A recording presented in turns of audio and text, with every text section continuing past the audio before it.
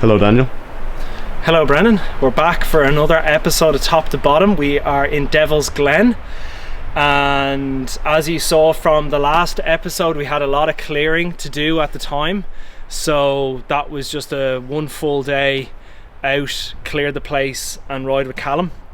But now I'm back, I'm on my own, the track is fully cleared, and I'm going to take you down the far left side trail. It doesn't actually have a name. You could call it new school, considering the old track was the original, and that's old school. And I won't name and shame the builder just in case it's frowned upon, but the lads did a great job on this track. It's really cool. I've just walked up it and everything's prime. Spent 2 days clearing it. Bren helped one of the days, and yeah, I've only ridden a few of the bottom bits, so I still haven't ridden anything from the top to the midway, and I can't wait to get into it and yeah, see how it rides. It looks like it's going to be amazing, and I can't wait. It obviously looked like the trail was intended to go down here and use this rut. Super tight by the looks of it, even for a downhill bike. But then I can see someone's already started to come inside and develop this inside line, which is much shorter A to B, but you do have that slight kink at the bottom, so I think I'm just going to try both of the lines. I would say ultimately if you were racing, this inside would be the fastest just because it's the shortest, and you're not going to be exiting out of that turn fast even if you did the outside. So yeah, let's put it to the test. What did we find that one there off camera? Well, turns out every day is a skill day, and the inside in fact is probably more difficult, even though it has less roots. Just such a kink at the end as you enter the trail. It's just like pretty bad exit speed, and I went and I just tried this, and although it is kind of slow speed, you have much better exit down into the next section. So I think we're just going to stick with outside. Nice. This is probably like the first time there's ever been an uphill start on a DH bike.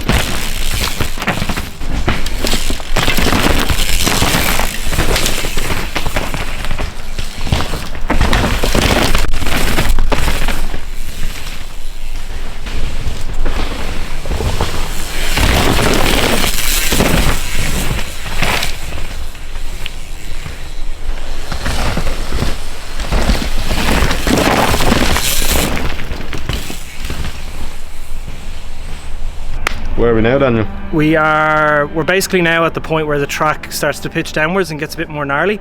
We've just done the top section, which is predominantly like an enduro style, some tight turns and then like really flat sections, so I was trying my best to carry some speed.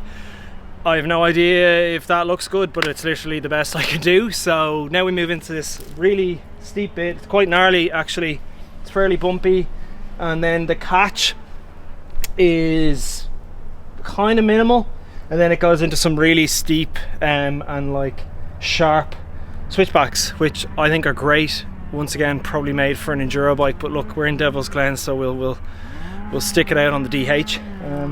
Yeah, let's do it.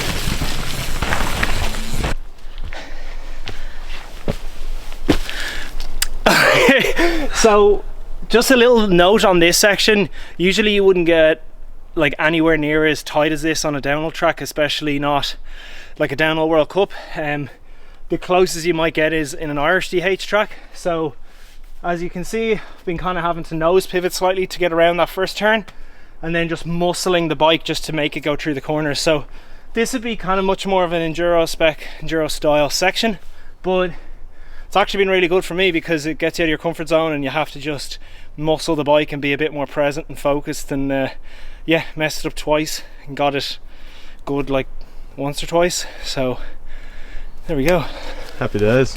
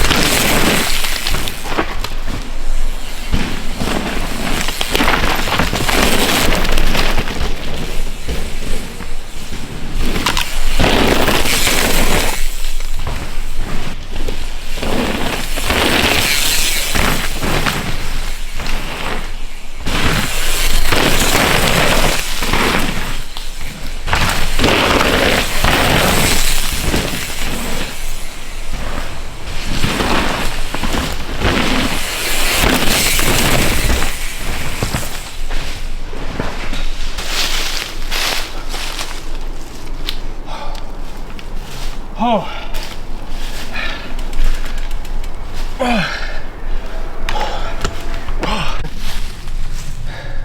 So we're at the crime scene here. What has happened, Wolfie?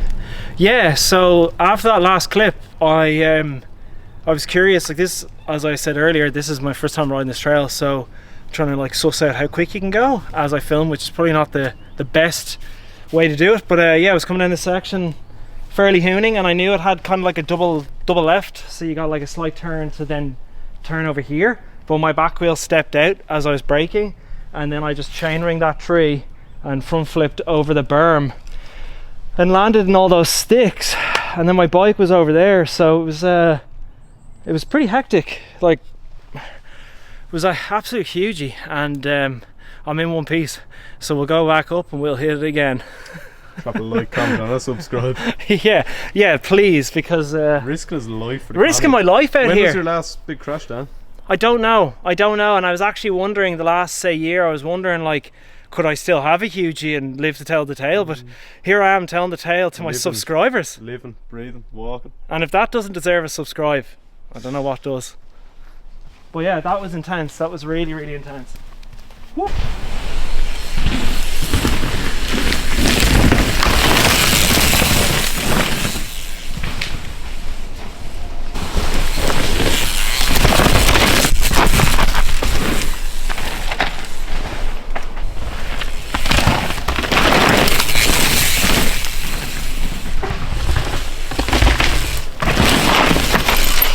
Okay, so there you have it.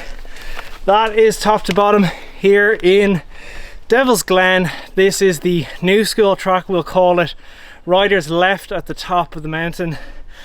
Unreal times. Big takeaway today was line choice on an off-camber section. So before the end, we're gonna head back up and show you that. And yeah, had a hugie today. It's been a long time. So I hope you appreciate the graft me and Bren are putting in, and I'd really appreciate it if you like and subscribe, comment, anything. It's really it means a lot to us, so cheers. I think this is the key section then. Could be a key section behind you, Daniel. It's a little off camber, is it? Yeah. Few lines. Yeah, few lines. Many ways to skin a cat. Many ways to skin a cat, and there's not many wrong ways, but there's definitely a right way. So this off-camber section has a slight bit of gradient. Off-camber meaning it is slanted the whole way along, so you're struggling for traction and you're carrying a lot of speed into it after that gap. So this is like a really good opportunity to explain kind of how most off-camber sections work. When they're fresh, you have no catch ruts at the bottom of them, and then as time goes on, you get various catches at the bottom. You got one there, and then you got one where Brendan is actually stood right now, and you've seen it in the clips. And basically what happens then is you need to make your mind up on what catch ruts you're going to ride, when you're going to go high and when you're going to swoop down low and catch a rut to then carry speed out. And this section works the best if you come in midline and then branch off a bit early, glide over this bomb hole, missing that horrible rut, and then hitting this long catch the whole way around.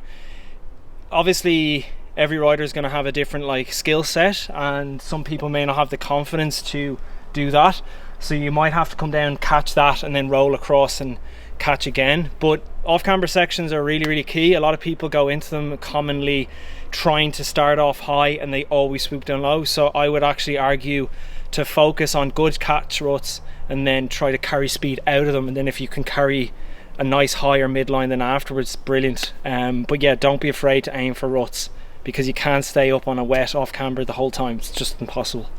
Okay, thanks, Dan. And yeah, another cool thing about this series is you get to bump into local shredders at different spots, and today we bumped into Oscar Durston. He's a local from here in Carrick, and he's a young lad, 18-year-old enduro rider. He's an absolute ripper, so enjoy these clips of Oscar.